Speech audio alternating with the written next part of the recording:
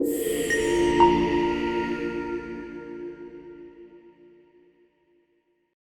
few of them are, how can users customize dashboards for specific reporting needs? I went over this a little bit in my demonstration, but to answer that, users can easily customize dashboards by adding or removing portlets, rearranging content like I showed, and choosing specific financial KPIs to display within your dashboard.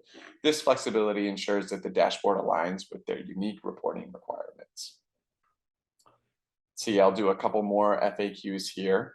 What's the deal with real-time data updates on dashboards? For example, when I was in my dashboard, you might have noticed that there was this month versus last month and KPIs using information.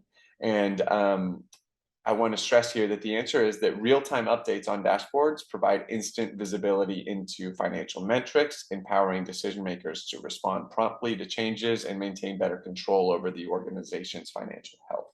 So short answer, yes, real-time data is always included within your dashboards. And if you update the page, and sometimes you'll need to update the portlet, it will automatically refresh and the real-time data will show there. Okay, let's see. How does NetSuite handle historical data on dashboards?